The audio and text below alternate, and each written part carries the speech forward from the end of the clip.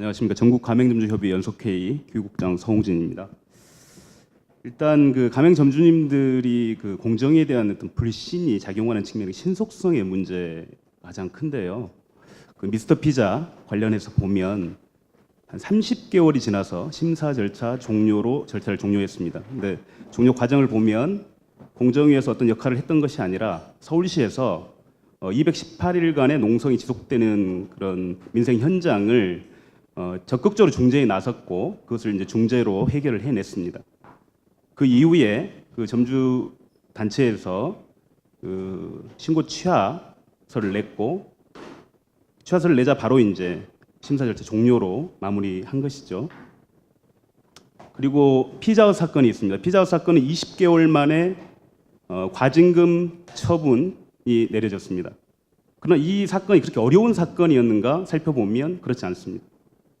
계약서에도 전혀 존재하지 않는 어드민피라고 하는 명목의 부당한 이익을 70억 이상 가맹본부가 취한 사건입니다.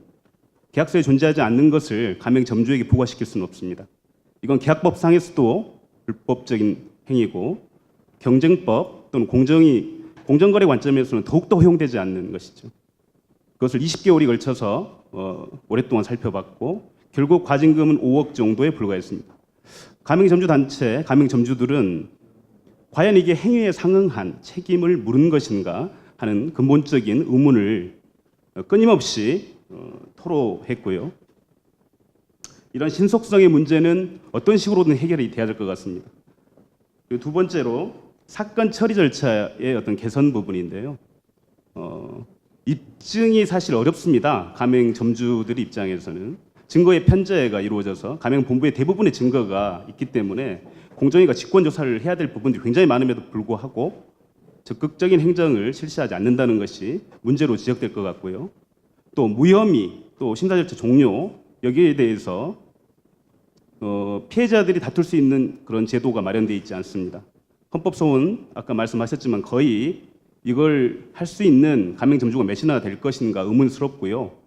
그것도 1년, 2년 걸립니다. 그리고 헌재에서 만약 이게 위반되었다, 위법하다라고 결정하더라도 공정위에서 다시 검토해서 무혐의 처분해버리면 또 끝입니다. 그런 사건도 실제로 있었고요. 그래서 재신고 절차, 이것을 적극적으로 안내해 줄 필요가 있습니다. 사건 처리 절차 3.0이라고 해서 뭐 새로운 사건 처리 절차를 공정위에서 마련했지만 과연 재신고 절차를 정확히 안내하고 있는지, 그리고 재신고 사건 심사위원회의 구성은 어떻게 되고 재신고 결정이 얼마나 적극적으로 이루어지고 있는지 이 부분도 따져봐야 될 것 같습니다. 엄격한 법 집행과 관련돼서 2015년도 4,030건 이상 공정위에 접수됐습니다. 그중에 고발은 58건, 약 3% 정도 되고요. 과징금은 5%, 그러니까 한 200건 정도 됩니다. 가맹사업법만 살펴보면 약 367건 중에서 고발은 전혀 이루어지지 않았습니다. 그리고 과징금은 3건에 불과했습니다. 이것이 과연 엄격한 법 집행이고 감독기관의 어떤 적극적인 행정이라고 할 수 있는지 좀 의문스럽고요. 자, 존속 고발권 한번 보겠습니다. 존속 고발권은 기업의 어떤 경영의 자율성, 그리고 기업의 이제 위축, 그리고 수사기관이 전문성이 없다라는 것 때문에 우리나라와 일본에 독특하게 유지되는 제도인데요. 이게 거의 행사되지 않습니다. 그리고 의무 고발 요청제가 2013년에 도입이 됐지만 한 3건 정도 행사되고 있고, 이것은 사실 탁상 행정에 불과한 것이죠. 중소기업청이나 감사원에서 전문성이 전혀 없어요. 이걸 고발할 건지 말 건지에 대한 결정도 할 수 없고요. 공정위도 못하는 걸 어떻게 중소기업청이나 감사원에서 할 수 있겠습니까? 그런 인력도 없습니다, 사실. 그래서 전속 고발권 제도는 이제 폐지를 결정해야 될 때가 왔다. 오히려 이 제도를 통해서 사회적 비용이 더 크게 발생한다면 제도의 목적이 이제 사라진 것이죠. 그래서 이 제도는 이제는 빨리 조속히 폐지해야 될 것으로 보입니다. 그리고 집단 자치와 관련돼서 그 대한상공회의소 이경성 토론자님께서 말씀하셨는데 경영 외적인 리스크 문제 말씀하셨고요. 그다음에 이제 노사 갈등을 통해서 갈등과 리스크가 격화되기 때문에 좀 이건 검토 조금 좀 위험한 것처럼 검토를 하셨는데요. 가맹점만 놓고 보면 가맹본부가 가맹점을 디바이드 앤 룰, 그래서 완전히 나누어서 한 명씩 깨버리는 그런 구조에 있거든요. 그래서 가맹점이 개별적으로 대응하기 굉장히 어렵습니다. 다른 영역은 정확히 모르겠지만 적어도 가맹점의 입장에서는 가맹점 단체를 구성하게 하고 구성만 할 것이 아니라 협상이 순조롭게 이루어질 수 있도록 그 가맹본부가 협상에 응하도록 하는 그런 강제 절차가 필요할 것 같고요. 거기서 어떤 협상안이 도출됐음에도 불구하고 그것을 이행하지 않는 것에 대해서는 강력한 법적 규제를 통해서 힘의 균형을 마련해야 다양한 불공정 행위 유형들이 점차 사라지지 않을까 하는 그런 생각을 갖게 됩니다. 감사합니다. 예, 그러시죠. 예. 요 부분에 대해서는 근데 또 오늘 뭐 집행체계 토론하는데 다들 뭐 이렇게 집행체계 토론할 게 많이 있다. 공정위는 TF 구성에서 많이 논의하고 있다. 그러면 이제 너무 허탈한 토론이 되니까 좀 뭐 마지막 부분에 있어서는 좀 몇 가지 부분에 대해서는 조금 구체적으로 한번 좀 논의를 해봤으면 좋을 것 같아요. 지금 나왔던 그런 뭐 신속 행정 부분들은 좀 어떻게 공정위 내부적으로도 아니면 또 협력 행정을 통해서 또는 이제 지방자치단체도 적극 나섰으면 좋을 것 같은데 지방자치단체에 이런 조사권을 넘겨주게 되면은 지금 공정위 입장에서는 뭐가 좀 고민이 되는지 뭐가 불안한지 뭐 이런 것들을 한번 좀 구체적으로 논의를 해봤으면 좋을 것 같아서 그거는 한번 좀 나중에 공정위 국장님께서 한 말씀 해주셨으면 좋을 것 같네요. 네. 네, 저는 을지로위원회 총괄팀장 이원정입니다. 저희 을지로위원회는 하도급 피해 사례를 민원으로 이제 들어오는 경우가 있는데요. 아까 그 오영중 변호사님께서 불공정위원회 5명의 원인 분석 5가지, 6가지를 했는데 아주 적절한 것 같고요. 특히 우리 공정위 국장님께 좀 물어보고 싶습니다. 거기 대기업가로 대형 로펌 공정위 위험한 관계. 민원 중에서 이런 민원이 많이 있어요. 하도급 민원 중에서는 공정위 담당자의 조사와 처분이 다른 거예요. 조사는 엄격하게 한 것 같아요. 근데 처분 절차에서 보면 뭐 심의 종결이라든지 이런 것들이 많이 이루어지고 있는데 저는 이것이 대기업과 대형 로펌과 공정위의 퇴직자가 아주 밀접한 관계를 갖고 있는 거 아니냐라는 의심할 수밖에 없고요. 대부분 다 또 뭐 김현장을 포함해 가지고 율촌, 태평양 이런 데 다 공정위인들의 분들이 가 계세요. 그래서 우리 사회가 정말 이게 아무리 법을 잘 만들어냈다 하더라도 법을 집행하는 기관 또는 비평하는 자가 이렇게 의심을 받는다고 하면 근본적인 신뢰가 무너지는 거 아니냐라는 고민이 되고요. 그래서 아까 TF를 운영한다고 하시는데 이런 부분은 어떻게 지금 진행되고 있는지 저는 이 한국 사회가 지금 그 도로공사하고 하면 도피하고 다 마피아로 돼 있어요. 그럼 이건 우리는 이게 공정거래위원회 공피아라고 해야 되나요? 이거 아주 심각한 지금 사례들이 지금 올라오고 있는데 실제로 이걸 공개할 수가 없는 거예요. 이거 다. 그래서 이거에 대해서 공정위가 어떠한 대책을 가지고 있는지 좀 나중에 말씀해 주시기 바랍니다. 이상입니다. 네. 그 부분에 대해서는 지난 9월 14일 좀 신뢰회복 논의 때 이제 그 전직 공정위 출신들이 대형 로펌에 취업을 해서 공정위를 출입하면서 이제 사건에 관여하는 부분에 대해서는 이제 공정위 차원에서 그것들을 컨트롤링하기 위해서 미리 누구와 접촉했다 이런 부분들을 이제 다 정리하고 이제 그런 어떤 시스템을 좀 만들기로 한 부분이 있는데 그 부분을 한번 좀 나중에 국장님께서 한번 종합적으로 나중에 한꺼번에 좀 얘기를 해주세요. 아까 그것만 말씀드릴게요. 어차피 저희가 사무처하고 위원회로 구비되어 있고 사무처의 조사 결과하고 위원회 조사하고 다를 수는 있습니다. 그 전체를 로비 부착 관계에 비롯됐다고 보는 건 좀 불안할 것 같고요. 말씀하신 것처럼 어떤 유착에서 어떤 문제가 그런 거는 거의 문제가 되기 때문에 그런 경우는 일종의 처벌이라든가 이런 걸 해야 된다고 생각을 하고요.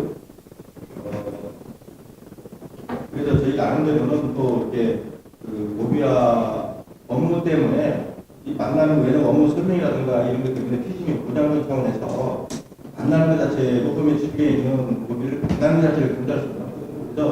그것도 제도적으로 공식적인 절차, 면담 절차라든가 면담 내용을 기록으로 남긴다든지 하는 그런 제도 개선 방안은 마련을 하고 있습니다. 또 상부적으로 지금 국회에서는 그 공정거래위원회 위원 자체를 국회에서 추천하는 방안의 어떤 법안들이 좀 나와 있습니다. 아마 그 같은 우려하시는 분들을 이제 걱정하시는 그런 상황에서 그런 법안도 나와 있는 걸로 알고 있습니다. 진짜 또 오신 분들 중에 기자분들도 계시는 것 같은데 이제 공정위가 보면 또 기자분들의 공정거래 부분에 관심 있는 기자분들은 주로 다 세종시에 있고 사건은 주로 다 서울이나 경기도 뭐 이런 데 있으니까 사건을 또 취재하시는 분들은 다른 분들이 해야 되는데 이렇게 잘 사건 취재는 안 되는 측면도 있고 좀 그 언론사 내부도 보면 좀 그런 공정위 사건들이 제대로 이렇게 세상에 알려지기가 어려운 구조도 좀 있는 것 같아요. 혹시 뭐 기자분들 중에서도 공정거래위원회 행정이나 사건과 관련해서 조금 뭐 의견이나 뭐 질문이나 그런 게 있으시면 좀 주셨으면 좋겠네요. 예, 그러시죠. 예. 네, 어디서 오셨는지도 한번 얘기 좀 해주시고. 예.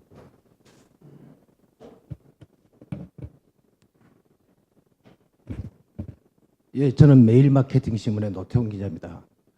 그 오영종 변호사님 덕분인지 모르지만 제가 2013년 7월에 처음으로 공정위 심의회가 들어가봤습니다. 근데 저도 그때 그게 공개되는지 모르고 대변인실을 통해서 들어갔는데 그 대변인실에 나오신 분 인솔을 받아서 들어갔어요. 그래서 지금까지도 어느 누구보다도 심의에 많이 들어가고 제가 기사 쓰지 않아도 들어갑니다. 왜냐하면 저라도 한 명이 거기 있어야 된다고 생각했기 때문에 그렇습니다. 근데 이제 지난주 토론회하고 이번 토론회가 뭐 지난주는 공정이 신뢰제고 오늘은 공정이 신뢰회복인데 어찌 보면 뭐 동전의 양면 같기도 한데 제가 보기에는 겉도는 것 같아요.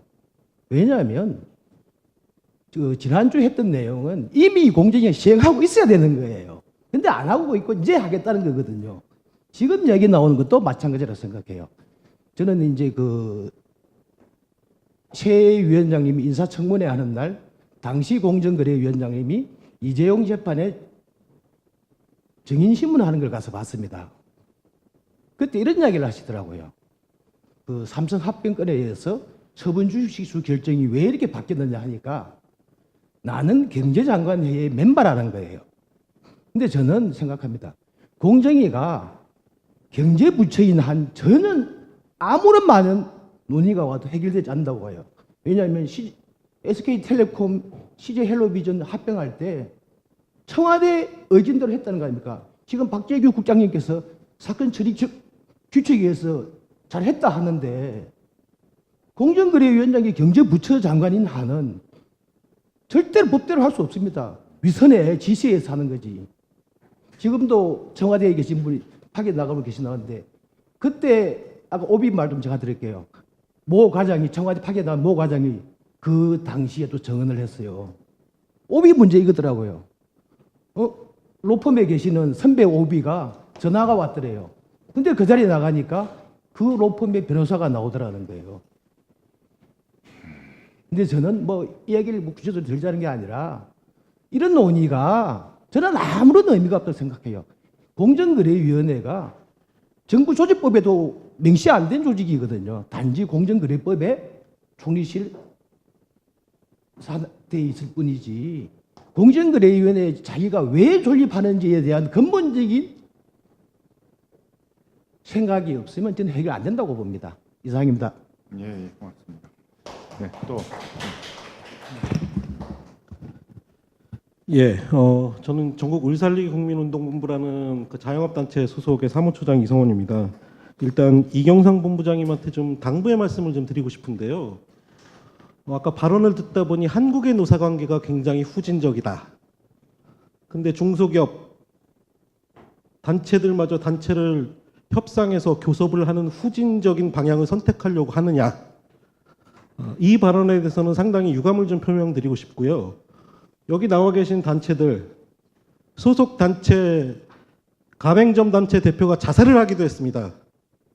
정말 상생을 하고 싶으시면 일단은 그런 부분에 대해서 유감 표명을 하시는 게 상생의 시작이라고 생각을 합니다. 저희는 후진 사람들이 아닙니다. 필요하기 때문에 요구를 드리는 내용이기 때문에. 그리고 오늘 말씀을 들어보니까 저희가 앞으로 어떻게 해야 될지 감이 잡히는 것 같아요. 단체를 구성해서 협상할 수 있는 권리를 끝까지 따놔야겠다는 생각을 하게 됩니다. 그런 발언에 대해서는 앞으로 공식적인 토론 자리에서는 좀 주의를 해주셨으면 하는 개인적인 생각이 있고요. 공정거래위원회 그 국장님한테도 좀 제가 또 우연찮게 문화불공정 문제로 이제 전주에 토론을 했는데 그때는 약관심사과에서 나오셔서 비슷한 말씀을 하시더라고요. 소송 갔더니 번번이 지더라. 그래서 별로 할 게 없다. 보니까 할 게 없다는 말씀과 더불어 할 의지도 없으신 것 같더라고요. 근데 제가 느끼는 저희 피해자들과 느끼는 지점은 그렇게 소송 가서 번번이 지기 때문에 공정거래위원회의 역할이 더 필요한 것이 아닌가. 우리 힘도 없는 우리 사회적 을들이 이렇게 소송 가서 지더라도 공정거래위원회가 실태조사나 여러 행정적 처분을 통해서라도 압박을 좀 가해 주셨으면 하는 바람이 있어서 저희가 더 공정거래위원회를 찾는 게 아닌가 싶은 생각이 듭니다. 공정거래위원회가 사법부가 아닌 것을 잘 알고 있습니다. 하지만 사법 결과 때문에 공정거래위원회가 위축된다는 것은 저희들로서는 도저히 이해되지 않기 때문에 그 부분은 좀 감안을 해주셨으면 좋겠습니다. 예, 그렇죠. 네, 박수까지 또 뭐 이렇게 칠 건 아닌 것 같은데 박수는 마지막 끝나실 때 한번 다시 좀 쳐주시고요. 자, 여러 이제 플로어에 계신 이제 토론까지 좀 들어본 것 같습니다. 여러 가지 좀 쟁점들이 좀 나온 것 같아요. 공정거래위원회가 의외로 관여해야 될 부분이 굉장히 많아서 뭐 지금 말씀하신 것처럼 문화산업 부분도 요즘은 굉장히 불공정행위가 많고 실제 창작자들인 뭐 작곡가라든가 뭐 드라마 작가라든가 방송 작가라든가 영화 태프라든가 이런 분들은 그런 불공정행위 때문에 뭐 거의 생존도 어려운 수준의 보수들을 받고 있다 보니까 우리 같이 이렇게 문화산업이 그래도 아시아에서 저희가 선도를 하고 있다라는 굉장히 국가적으로 중요한 경쟁력 있는 산업인데 이게 이렇게 계속 유지될 수 있을 것인가 이렇게 의문을 갖는 이제 그런 정도인 것 같습니다.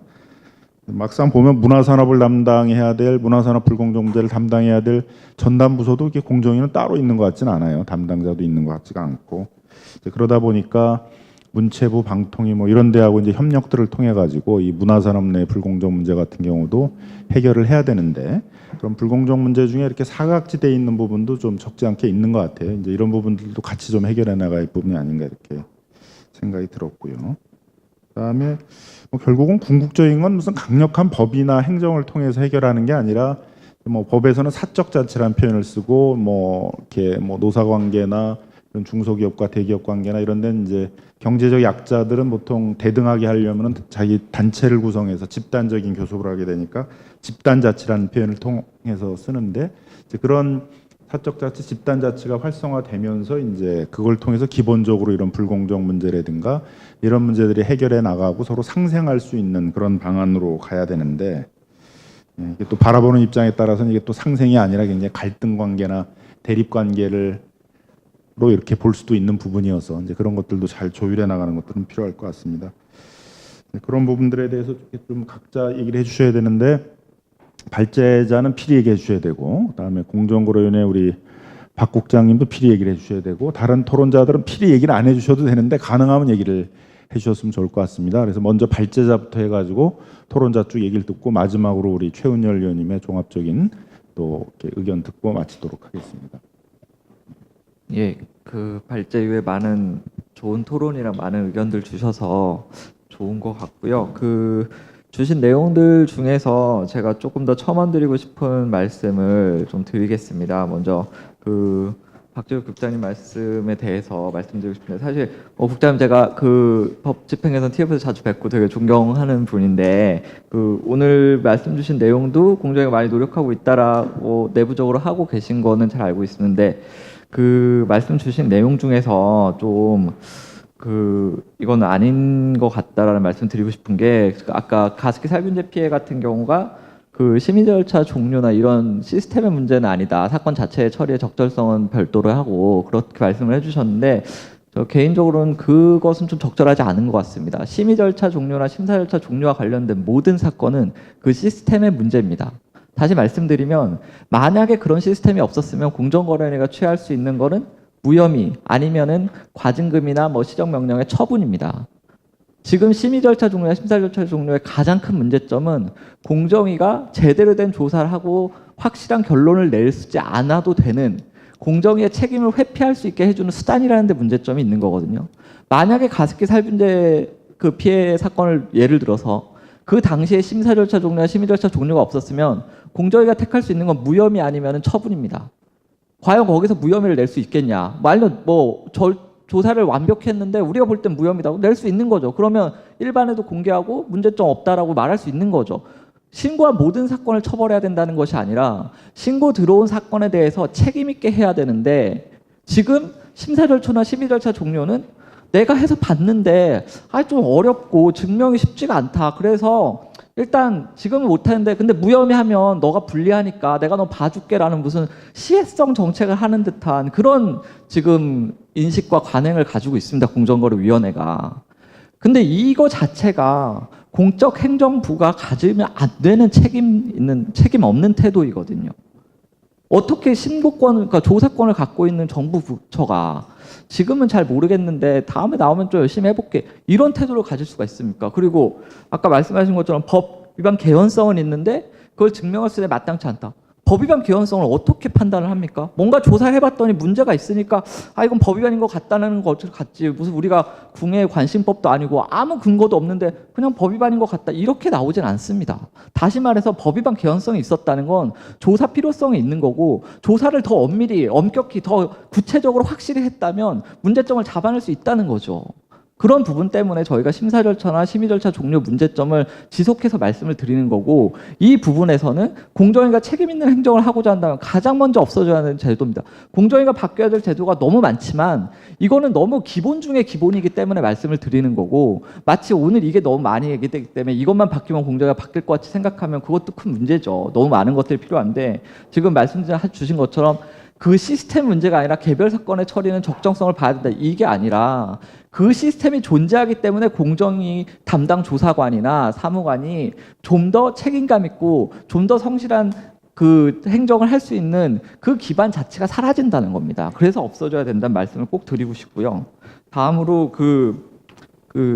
이영상 본부장님께서 이제 많은 말씀을 주셨는데 이제 기업의 입장에서는 사실 뭐 모든 의견이 같을 수는 없을 겁니다. 사실은 여러 가지 이제 부작용에 대한 우려도 있으시고 그렇기 때문에 저희가 뭐 의견이 다르다고 해서 꼭 문제가 있는 건 아니지만 아까 플로어에서 말씀하셨지만 그 토론자 공개적인 자료에서 토론을 할 때 내부적으로 이제 갖고 계시는 어떤 입장이나 이런 것과 상대방이 대화의 상대자가 있을 때 그 대화의 상대자를 내가 어떻게 인정할 것이냐, 존중할 것이냐 이런 문제를 볼 때는 노사 문제로 골머리를 앓고 있다 이런 표현은 좀 적절하지 않은 것 같다는 좀 생각이 들고요. 그래서 그리고 이제 몇 가지 좀 이제 구체적으로 언급 안 하셨지만 토론문에서 주신 거를 좀 보면 대다수 사안이 이제 거래대금 지급 지원 같이 이제 민사 문제라고 하셨는데 뭐 그런 성격이 있는 것들이 맞습니다. 그러나 사실은 그렇게 따지고 보면 불공정 행위의 거의 모든 것들은 민사 문제입니다.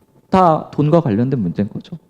그렇기 때문에 저희가 불공정 거래 사건에 대해서 대부분이 어떤 뭐 거래대금 지급 지원 같은 민사 문제라고 하면 사실은 공정거래위원회의 또 존립 위상도 좀 그러니까 존립 자체도 왜 필요할까? 뭐 전부 다 민사 가서 손해배상 소송하면 되고 담합도 사실은 가격 문제입니다. 그렇기 때문에 그런 접근은 좀 적절하지 않을 수 있다 이런 생각이 좀 들고요. 그리고 하도급 분야에서 이제 세배 뭐 이제 그런 필요성은 또 인정이 되지만 좀 더 지켜보면서 시행 결과나 이런 좀 차근차근 해 나가자시는 말씀 또 적절할 수 있는데 지금 보면 기존 제도가 안 되고 있기 때문에 바꾸자라는 말씀을 드린 거거든요. 이미 도입된 지가 3년이 넘었어요. 제 기억으로 횟수로. 근데 단 한 번도 이 제도가 쓰이지 않았다 그러면 이제는 문제가 있는 거죠. 그래서 이제는 논의할 때가 됐다. 이제는 개선을 해야 된다. 이런 말씀을 드리고 싶고 아까 사인의 금지 청구 같은 거를 하면 뭐 비전 없는 적자사업부나 이런 것들이 이제 독과점 반대 때문에 안 될 거다. 이 문제는 사실은 조금 맥이 다른데 독과점은 지금도 기업결합심사나 공정거래위원회에서 합니다. 그래서 독과점이 문제가 되는 거면 이 제도가 있든 없든 문제가 되는 거고요. 이 문제가 없으면 또 해결되는 겁니다. 그래서 그런 어떤 우려는 뭐 조금 우려를 안 하셔도 되지 않을까 이런 말씀을 좀 드리고 싶고 아까 이원정 팀장님께서 말씀하신 소위 말하는 공정위 오비들과의 어떤 유착 관계 문제 이 부분에 대해서 국장님 잠깐 말씀해 주셨지만 지금 공정위가 9월 14일에 이제 내놓은 신뢰제고 방안 중에 이제 문제점 그리고 또 개선 방안들에 대해서 저희가 토론회가 있었습니다. 그때도 말씀드렸지만 원천적으로 접촉 자체가 금지돼야 되는 게 맞고요. 사적으로 접촉했을 때는 그에 따른 상응한 징계를 해야 되고요. 공적 접촉도 면담 기록을 하는 정도가 아니라 그 공개된 장소에서 변론 절차든 아니면 뭐 심사 절차든 다른 제3의 어떤 사람들이 있는 자리에서 공개된 장소에서 공개적인 발언을 통해서 의견 제시를 해야 되는 게 맞고요. 그런 부분들이 지금 공정거래위원회 신뢰제고 방안에서 나온 부분에서는 시도는 했으나 아직 아쉬운 부분들이 있다. 그래서 그런 점들이 개선돼야 될 점을 지난 토론회 때 이제 저희가 또 의견을 드렸기 때문에 그 부분에서는 이제 반영이 돼서 좀 더 그 확실한 대책이 나오기를 좀 기대를 하겠습니다. 저희가 예. 이 정도로 말씀드리겠습니다. 감사합니다.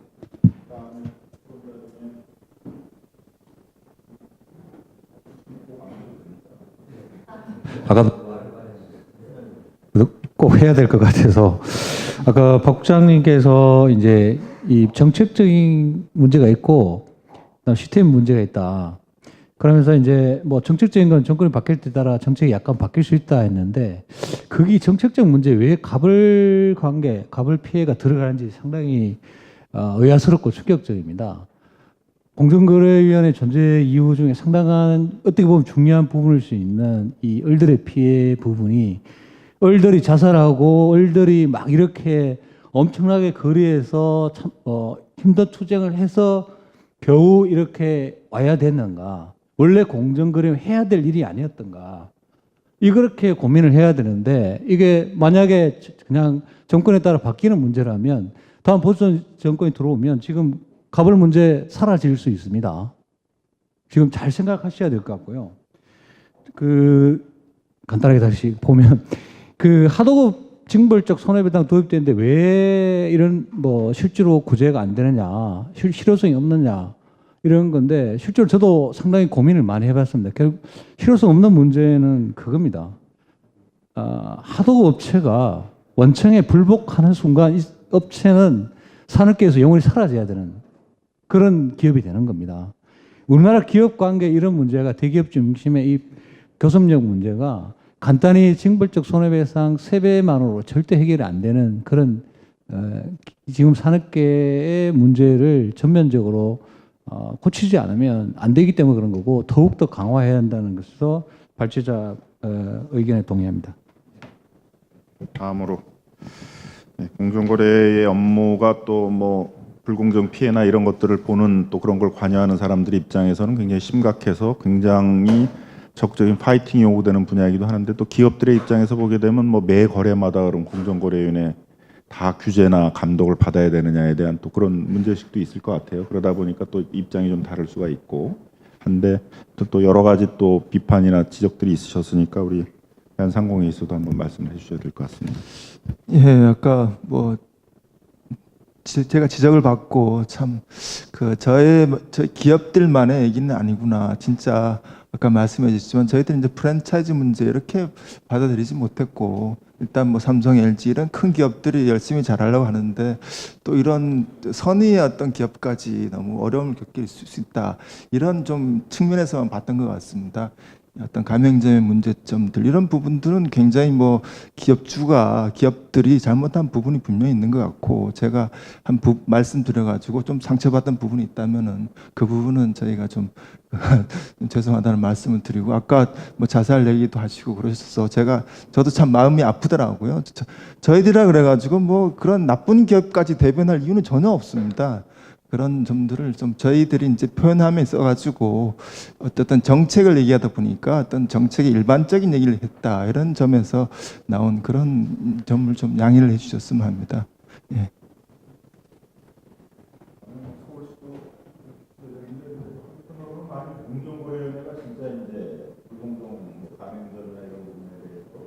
불공정의 조사를 이제 서울시나 공정위가 같이 한다 그러면 서울시는 그만한 좀 준비나 각오는 또 돼 있는 거냐 이것도 사실은 또 우려되는 점도 있거든요. 그럼 그만한 인력을 배치할 그런 뭐 예산이나 인력 배치를 할 건지 또 공정위가 고민하고 있듯이 우려하고 있듯이 서울시 공무원들이 과연 그런 전문적인 조사를 하고 판단을 하고 그럴 능력들을 준비할 수 있는지 공정위와 그런 협력적인 관계들을 만들어낼 수 있을지 이제 뭐 그런 많은 우려들이 있는데 서울시 내에서 이제 그런 걸 좀 충분히 논의를 하고 있는지 준비를 하고 있는지 이런 것도 좀 논의가 필요한 것 같아요.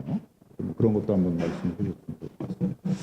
네, 일단 서울시는 이 분야에 아마 작년 초부터 상당히 관심을 가지고 추진을 해왔고요. 그래서 조직 개편까지 통해서 금년에 아마 공정경제과라는 새로운 조직을 신설을 했습니다. 그다음에 이 분야가 이제 뭐 전문성 부분이라든지 이런 부분이 많다 보니까 저희 공정경제과 내에 아마 변호사분들, 그다음에 가면 거래사분들 뭐 이런 전문 자격증을 가지신 분들을 채용을 해서 실질적인 상담을 할 때든 피해 구제 차원에서도 같이 그분들하고 같이 일을 하고 있고요.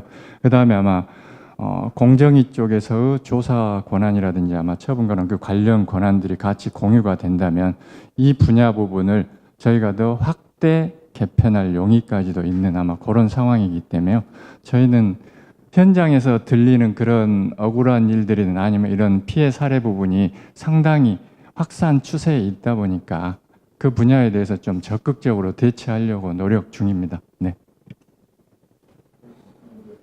거의 이제 발제자가 되신 것 같은데 우리 국장님께서 좀 정리를 해주시고 그다음 우리 최은열 위원님 얘기를 듣도록 하겠습니다. 나오신 그 말씀들에 대해서는 저희가 신중하게 검토를 하고 반영할 수 있는 범위 내에서 최대한 반영토록 하겠습니다. 아까 가맹 단체에서 말씀하셨던 사항, 신속한 사건 처리, 적극적인 직권 조사, 뭐 재신고 절차 안내라든가 활용 이런 문제도 저희가 제도 개선을 추진하고 있는 상황이고요. 그리고 이제 오 변호사님 말씀하신 상황 중에서는 좀 공정위가 좀 일관성을 가지고 일을 해달라 이런 취지로 일단은 이해를 했습니다. 그 이상 어떤 정치와 행정과의 관계 문제 이 문제에 대해서 제가 언급하는 건 적절치 않은 것 같고요. 그다음에 발제자 이동우 변호사님께서 그 사실관계 확인 관련해 가지고 이제 시민사자 종료제도 계속 언급하셨는데 이건 관점 차이 같습니다. 저희가 그 제도를 운영하는 취지는 이미 말씀을 드렸는데 이제 이 변호사님은 그 취지대로 운영이 되지 않고 제대로 조사를 하지 않는 빌미가 되는 제도라고 생각을 하신 것 같습니다. 그래서 그 부분에 대해서는 저희가 이 제도의 폐지라든가 아니면 개선이라든가 이 부분은 좀 더 검토할 필요성이 있는 것 같고요. 그리고 아까 검찰과의 협력 방안이라든가 이런 문제들은 아까 우리 그 좌장이신 김남근 변호사님께서 말씀하셨는데 구체적인 언급을 부탁을 하셨는데 지금 제가 이 자리에서 구체적으로 언급 드릴 수 있는 상황이 아닙니다. 이 TF에서 구체적으로 논의할 사항을 제가 이 자리에서 얘기하는 게 적절하지도 않고 또 오해를 야기할 수 있기 때문에 이 자리에서는 적절하지 않은 것 같고요. 전반적으로는 다시 한번 말씀드리면 그 여러분들이 제시해 주신 문제점 그에 따른 개선 방안 아마 상당 부분은 저희가 공감하고 있는 부분이고 그래서 저희 스스로 개선 방안을 마련하고 있다는 점을 말씀을 드립니다. 그다음에 오늘 이 자리에서 추가적으로 나온 그런 사항들에 대해서도 저희가 겸허하게 수용을 하고 대응 방안을 마련토록 하겠습니다. 네, 감사합니다. 네, 최은열 위원님.